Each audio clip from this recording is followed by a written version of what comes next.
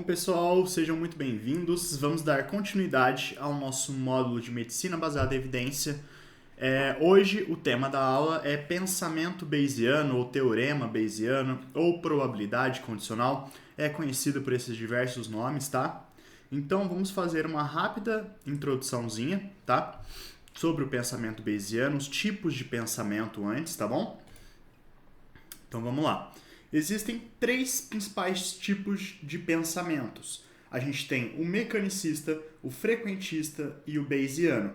Então, antes da gente chegar de fato ao pensamento bayesiano, que é a forma correta com que a gente vai lidar com as evidências atualmente, a gente vai passar rapidamente para esses outros dois tipos para a gente ver o que compõe cada um deles e como você não cai na pegadinha deles, certo? Então, começando com o pensamento mecanicista. O que é aquele pensamento mecanicista? É que o profissional de saúde ou médico, ele se baseia apenas em mecanismos fisiopatológicos ou mecanismos farmacológicos para induzir a sua conduta ou tomada de decisão. Então, ele praticamente se utiliza da plausibilidade biológica, tá? Para justificar o uso de uma terapia, o uso de uma intervenção. Então, ele não interpreta, não analisa evidência, ensaios clínicos controlados, ele apenas baseia-se nos mecanismos de ação, tá? Então, basicamente, o mecanicista ele tem uma hipótese de que tal coisa funciona na cabeça dele, e aquela coisa até tem uma via racional, uma plausibilidade biológica, tá? Com que poderia funcionar, age em determinado mecanismo aqui, que se liga a esse receptor e vai influenciar isso aqui. E aí, na cabeça dele, é só isso que ele precisa, tá? Isso basta para ele tomar a sua conduta. E por que na prática isso não funciona? A gente vai ver que todos os fármacos introduzidos ao mercado, eles passam por 4 fases, tá? De testes. E todos eles são baseados em mecanismos fisiopatológicos, e tem uma alta plausibilidade biológica. E apenas cerca de 10% desses medicamentos são aprovados no final, eles conseguem mostrar realmente eficácia e segurança. E por que isso acontece? Esse aqui é um mapa metabólico da nossa célula, tá? Então, basicamente, em cada célula a gente tem 7.400 reações químicas ocorrendo por célula. E a gente tem mais de 10 quadrilhões de células no nosso corpo. E o que acontece? Essas células elas estão simultaneamente interagindo umas com as outras, tá? Então a gente não consegue acabar prevendo os resultados de todas essas interações, porque são muitas interações. Além de que a gente não conhece ainda todos os mecanismos do nosso corpo, tá? Todas as funções do nosso corpo. O que a gente já conhece hoje uma grande parcela, mas a gente não conhece tudo, todas as reações e as interações que uma reação tem com a outra, tá? A gente não consegue prever isso, tá? Então, assim, na grande esmagadora maioria das vezes, a gente não vai conseguir prever o comportamento coletivo do sistema biológico apenas a partir das suas unidades individuais. Então a gente consegue até analisar uma coisa individual, um mecanismo, um receptor, porém a gente não consegue prever o resultado que ele vai ter na hora de gerar essa interação com todo o nosso componente. O nosso corpo ele é muito complexo, tá? Então tem que ficar de olho nisso. Um exemplo, tá? Que ficou bem famoso nos anos 1980 é a flecainida para prevenir arritmias ventriculares em pacientes pós-infarto agudo do miocárdio. O que acontecia? O paciente que tinha um infarto agudo do miocárdio, alguns deles criavam uma arritmia. E alguns deles acabavam tendo morte súbita durante essa arritmia, tá? Então, o que eles pensaram? Falaram assim, se eu vou suprimir essa arritmia que está causando essa morte súbita, uma relação de causa e efeito, que é isso que o mecanicista busca, uma causa para justificar um efeito, ele falou assim, então se eu suprimir essa arritmia, eu vou estar prevenindo essa morte. E aí eles tentaram implementar esse uso, tá? Então, e até tinha um mecanismo muito plausível de ser utilizado, né? Então, a flecainida, ela bloqueia os canais de sódio nas células cardíacas, estabilizando a atividade elétrica do coração e assim suprimindo essa arritmia. Porém, apenas 15 anos depois da sua implementação, foi realmente conduzido um ensaio clínico controlado aleatorizado, que é o estudo CAST. E o resultado, para surpresa de todo mundo, é que o medicamento, a flecainida, aumentava significativamente a mortalidade em comparação com o grupo controle. Então esse medicamento ele foi suspenso. E a partir de então, a importância dos ensaios clínicos. Esse foi um dos grandes booms da época, que eles concluíram que tem que ter ensaio clínico, porque a gente não consegue validar essas hipóteses apenas a partir de mecanismos, tá? E o frequentista? O frequentista é aquele cara que ele até lê o artigo científico, porém ele não interpreta ele de forma eficaz, ou ele não sabe analisar de forma correta, tá? Então se sai um novo estudo dizendo que comer ovo faz mal, agora para ele, a crença dele é que comer ovo faz mal, independente dos estudos que tinham antes. Então ele tende a aceitar toda a evidência que chega como verdadeira, tá? Então, basicamente, o frequentista ele tem a hipótese, ele busca uma pesquisa, qualquer tipo de pesquisa. Tem frequentista que até consegue buscar boas pesquisas, com metodologias melhores, porém, ele utiliza dessa pesquisa e pega o resultado dessa pesquisa para justificar as suas condutas, tá? Então, a gente sabe hoje que existem milhares e milhares de estudos, tá, realizados. Porém, a grande esmagadora maioria é muito ruim ou tem muito viés. Então, além de você pegar um artigo, você tem que saber analisar esse artigo, você tem que corroborar com a sua experiência prévia, você tem que analisar qual que era a evidência antes desse artigo e fazer um acúmulo dessa informação. Porém, o frequentista não, ele só pega a última evidência disponível e se baseia a partir dela, tá? Esse valor de P é que basicamente excluir a hipótese nula, tá? Então o P teria que ser menor que 0,05 para a gente excluir uma hipótese, tá? A hipótese nula, que não há efeito significativo. Então quando ele é menor ou igual a 0,05, quer dizer que tem efeito. Então a hipótese é aceita, ou se for maior do que 0,05, a hipótese é rejeitada, tá? E aí chegamos ao pensamento bayesiano, ou teorema bayesiano. Então, Thomas Bayes, que viveu entre 1701 a 1761, ele foi um grande matemático e estatístico da sua época. Porém, ele ganhou grande reconhecimento não foi durante a sua vida, foi após a sua vida, tá? Porque o Teorema de Bayes ele foi publicado, na verdade, 2 anos após a sua morte. Ele não havia publicado as suas anotações. Quem publicou as suas anotações foi Richard Price, tá? Nesse livro, em 1763, 2 anos após a sua morte. Price era um contemporâneo de Thomas Bayes, tá? Que ele achou as anotações de Thomas Bayes e achou aquilo lá incrível, fez algumas alterações, alguns cálculos matemáticos e publicou, dando o crédito a Thomas Bayes.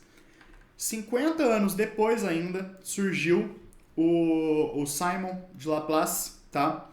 Que ele publicou a Teoria Analítica das Probabilidades em 1812, tá? Cerca de 50 anos depois, no qual ele ainda conseguiu aprimorar esse pensamento, esse teorema bayesiano. Então ele conseguiu desenvolver extensamente as fórmulas, colocar isso em fórmulas realmente matemáticas, tá? Então, ficou conhecido como pensamento bayesiano, mas poderia ser teoria Bayes, Price, Laplace, porque os três tiveram grande contribuição para que isso chegue ao estado que é hoje, tá? E o que diz o pensamento bayesiano? Então, basicamente, a gente tem um grau de crença em algo, tá? Então, a nossa hipótese, que ela deve mudar racionalmente para levar em conta as novas evidências disponíveis. Isso a gente vai chamar também de probabilidade condicional, porque a gente está condicionando a nossa probabilidade à luz de uma nova evidência, tá? Então, diferente do frequentista que pega e aceita aquela nova evidência como sendo a verdade absoluta, o pensamento bayesiano ele vai ponderar aquela evidência, aumentando ou diminuindo a probabilidade daquilo ser de fato verdade, tá? Então, vamos rapidamente desenvolver o teorema bayesiano, tá? Então, basicamente, Thomas Bayes, nas suas anotações, ele usava como exemplo uma mesa de bilhar, né? Então, essa mesa de bilhar em cima seria uma fórmula matemática na qual ele dizia que se ele batesse na bolinha de várias formas, de vários jeitos, qual que seria a probabilidade dela cair nesse espaço cinza, tá? Que ele chamou de X. E a mesa a largura da mesa ele chamou de L, tá? Então, não precisa ficar muito pegado às fórmulas, tá? Porém, seria basicamente isso. Qual que é a probabilidade de cair no X, né? Dado L, que é a largura da mesa. Então, era basicamente desenvolvendo a probabilidade de X intersecção com L dividido pela probabilidade de L. Depois a gente vai dar exemplo, vai ficar um pouco mais fácil. Então, aqui nesse exemplo, a gente conhece L. E a gente quer achar o X, tá? Porém, isso depois ficou conhecido basicamente como a seguinte expressão. L dado X, tá? Como se L é causa de X, tá? Porém, no mundo real, igual eu vou explicar alguns exemplos depois, o que a gente quer é exatamente o contrário. A gente não sabe o L, mas a gente sabe o X. Então, a gente quer fazer a probabilidade inversa, tá? Dessa correlação. Que foi isso que Thomas Bayes tentou desenvolver. Então, ele tentou fazer aqui o caminho inverso, tá? Então, ele queria saber a probabilidade da bolinha cair em L, dado que ele sabia o tamanho de X, tá? Era isso que ele queria saber. E aí, depois que a gente vai chegar ao teorema que foi realmente desenvolvido.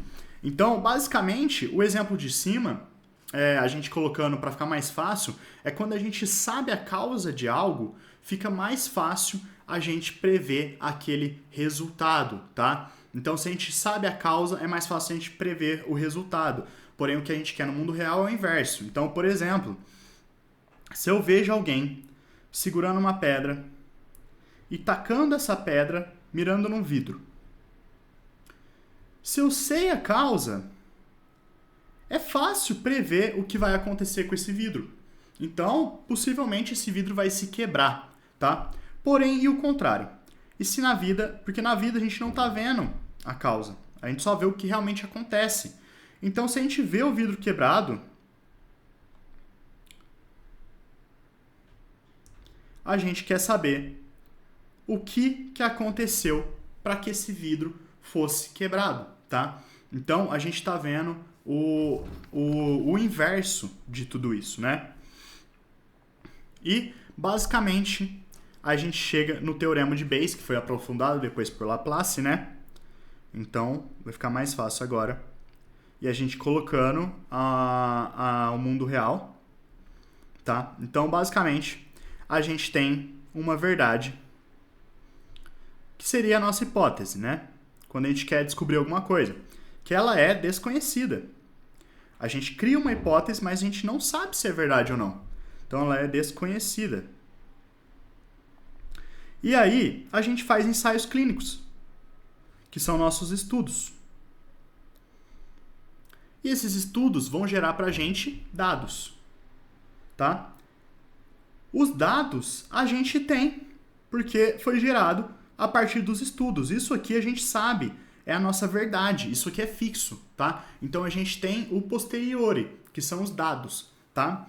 E aí a gente precisa descobrir se a nossa hipótese é, por exemplo, verdadeira ou não. Então, essa fórmula aqui que foi desenvolvida, a gente não vai ter que deduzir ela, né? Mas seria a probabilidade de ser verdade dado que eu tenho esses dados, tá? E como que seria essa fórmula? Então, é a probabilidade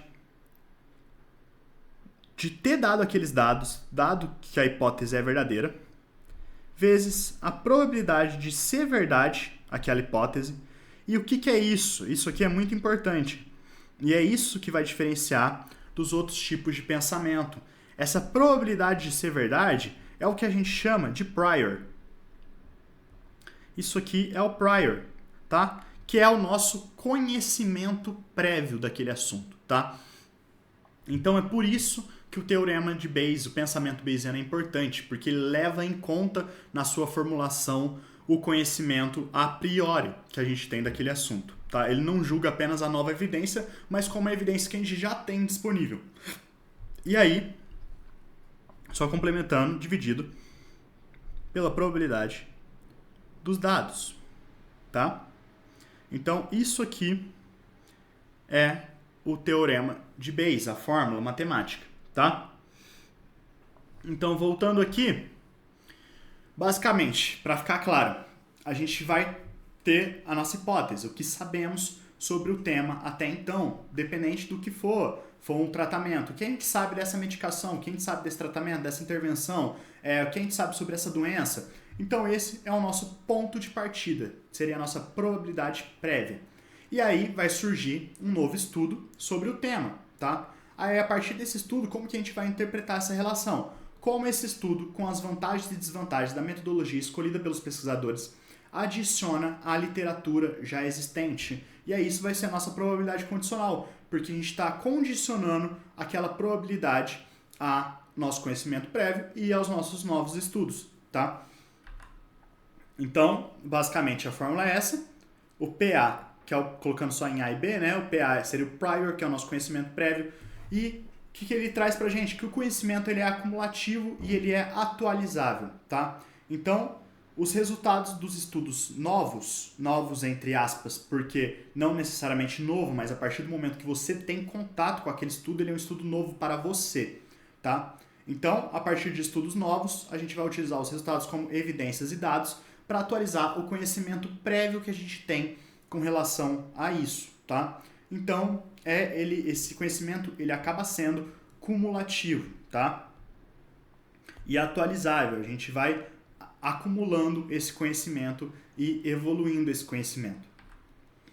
Então, aqui só um resumo, né, dos 3 tipos de pensamento e o Bayesiano. Então, a gente tem a hipótese, um trial com boa metodologia, e aí a gente tem o resultado. Se o resultado for positivo, ele aumenta a probabilidade daquilo ser verdadeiro, mas a gente não confirma, não bate o martelo que é verdade. Ou também, se um novo ensaio clínico vier e for negativo, a gente tem uma queda da probabilidade daquilo ser verdade, mas a gente não vai dizer que realmente não funciona, mas que a probabilidade daquilo funcionar é baixa, tá?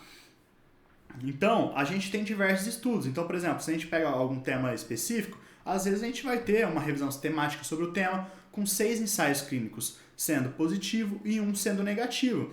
Então, assim, qual que é a probabilidade daquilo funcionar? O estudo passado mostra pra gente que já era grande, tinha 5 ensaios positivos, e aí chega um só negativo. Então, assim, não dá para refutar o nosso conhecimento prévio, mas abaixa um pouco a probabilidade daquilo ser verdade.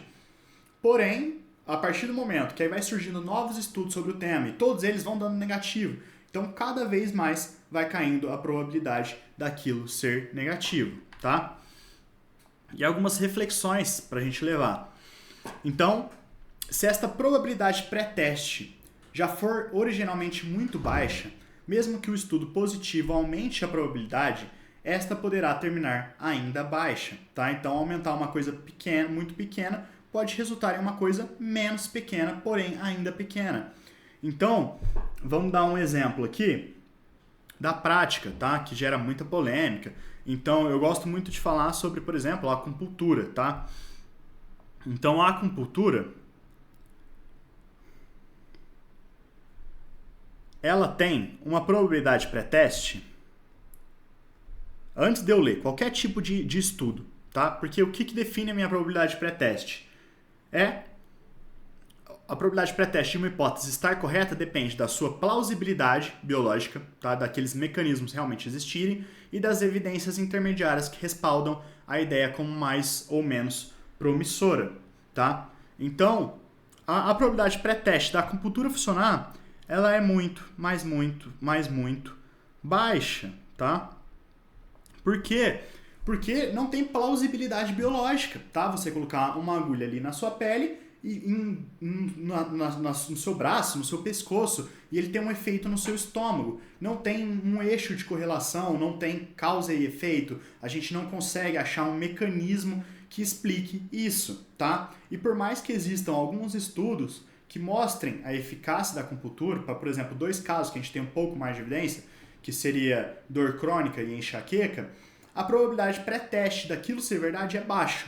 Mesmo com esse estudo positivo chegando, a probabilidade pós-teste, que que a gente tem daquilo realmente funcionar ainda continua sendo baixa, porque a probabilidade pré-teste era baixa, tá? Então não é só porque também existe um estudo com resultado positivo que a gente vai considerar, tá bom? Então é a partir disso que a gente tem que começar a pensar e refletir a nossa prática. Então, o que eu quero trazer de mais importante é esse pensamento crítico, é a gente ter esse pensamento crítico na hora de interpretar as evidências, tá? E não usar a evidência como uma verdade absoluta. Então a gente tem que ter muito cuidado para pesar isso, tá bom? E, só para terminar, essa frase eu acho que cabe muito bem aqui, que é: em um mundo de probabilidades não há certezas, mas diferentes graus de incerteza, tá? Então, acho que ilustra bem o pensamento bayesiano, tá? Aí a aula de hoje é só isso. Muito obrigado para quem assistiu.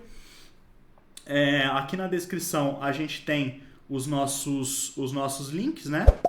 Então, pode ficar à vontade, a gente tem o nosso grupo de medicina baseada em evidência, tá? Aqui embaixo, tá na bio do meu Instagram.